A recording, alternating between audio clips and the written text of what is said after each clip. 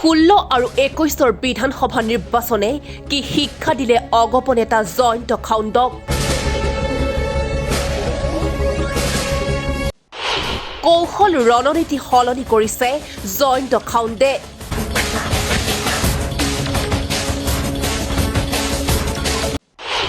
নতুন ৰণকৌশল লৈ ৰঙানদীত শক্তিশালী পদাৰ্পণ।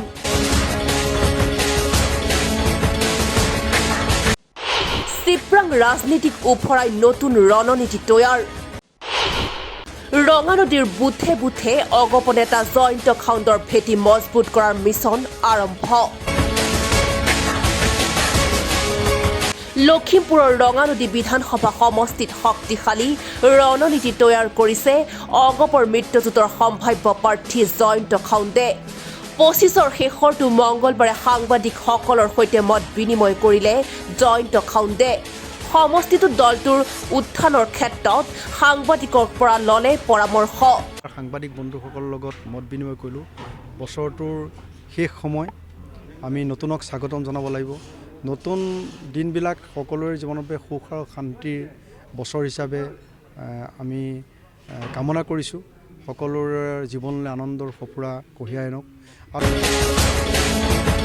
ইফালে বিগত নিৰ্বাচনবোৰত নেতাগৰাকীৰ বিৰুদ্ধে সহযোগী দলৰ নেতাই চিপ্ৰাং মৰা ৰাজনীতিক এইবাৰ উফৰাই অগপৰ বিজয় ধ্বজা উৰুৱাবলৈ নতুন ৰণকৌশল প্ৰস্তুত কৰিছে দলটোৱে। পঞ্চায়তে পাতিছে বুথ সন্মিলন।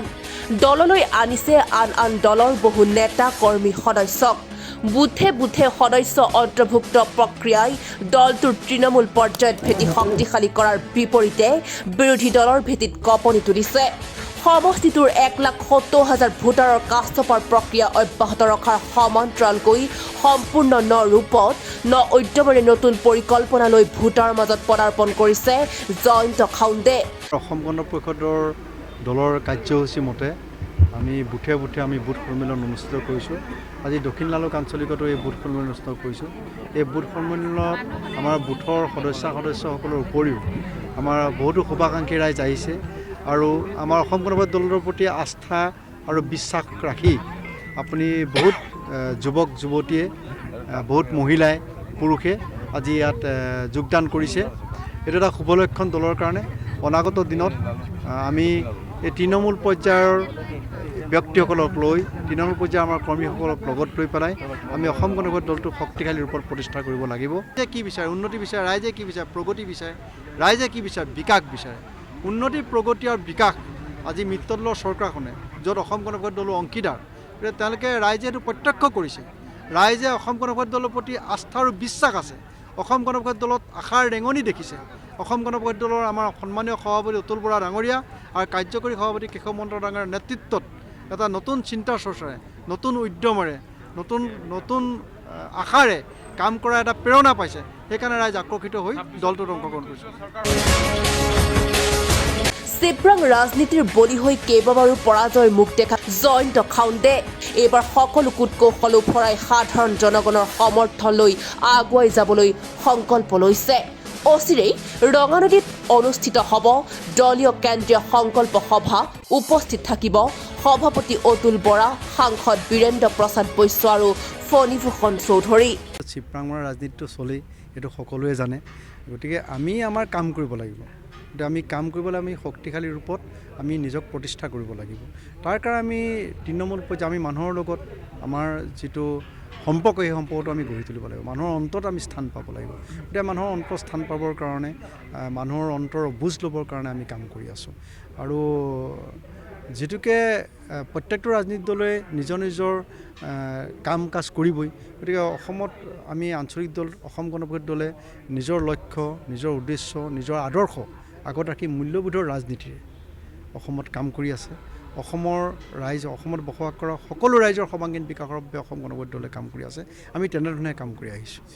মই এজন অসম গণ পৰিষদৰ এজন কৰ্মী হিচাপে মই সংগ্ৰাম কৰিবই লাগিব। গতিকে মোৰ জীৱনৰ লক্ষ্য হ'ল মই সংগ্ৰাম কৰিব লাগিব। সংগ্ৰাম অবিহনেতো জীৱন নহয়। গতিকে সংগ্ৰামত মই এজন সংগ্ৰামী হিচাপে ভৰ্তি হৈছোঁ।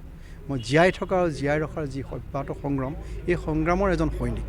এই সৈনিক হিচাপে মই অসম গণ পৰিষদ দলৰ এজন কৰ্মী হিচাপে এজন সৈনিক হিচাপে মই কাম কৰি আছোঁ দলটোক শক্তিশালী ৰূপত প্ৰতিষ্ঠা কৰিবৰ কাৰণে ৰাইজৰ মাজত মই তেনেধৰণে সোমাইছোঁ ৰাইজৰ তেনেধৰণে মনৰ ভাৱ বুজ লৈছোঁ ৰাইজে যেনেধৰণে পৰামৰ্শ দিছে তেনেধৰণে মই বুজ লৈছোঁ আগন্তুক দিনতো মই ৰঙানদীবাসী ৰাইজক মই এটাই অনুৰোধ জনাম যে আপোনালোকে আহক হাতত হাত ধৰি একেলগে কাম কৰি অঞ্চলটোৰ সৰ্বাংগীন বিকাশৰ বাবে আমি কাম কৰি যাওঁ ৰঙানদী সমষ্টিটোৰ যিখিনি সমস্যা সেই সমস্যাৰ সমাধান কৰোঁ একেলগে আমি একে নাৱৰে যাত্ৰী হৈ পেলাই আমি সৰ্বাংগীন বিকাশৰ বাবে কাম কৰি যাবৰ বাবে মই সকলোকে অনুৰোধ জনাম যি আমাৰ সংকল্প সমাৰোহ চাবুৱাত ইতিমধ্যে সংকল্প সমাৰোহ উজনি অসমত হৈ গৈছে এই সংকল্প সমাৰোহ উত্তৰপাৰত হ'ব উত্তৰপাৰৰ ৰঙানদী সমষ্টিটো সংকল্প সমাৰোহ অনুষ্ঠিত হ'ব ডেট এতিয়ালৈকে ফিক্স হোৱা নাই এই কিন্তু নিশ্চয় কেন্দ্ৰীয় নেতৃবৃন্দই তাৰিখ দিব কাৰণ আমাৰ সন্মানীয় সভাপতি অতুল বৰা ডাঙৰীয়া কাৰ্যবাহী সভাপতি কেশৱমন্ত ডাঙৰীয়া এই সংকল্প সমাৰোহত উপস্থিত থাকিব আমাৰ দুজনকৈ লোকসভাৰ সাংসদ ফণীভূষণ চৌধুৰী ডাঙৰীয়া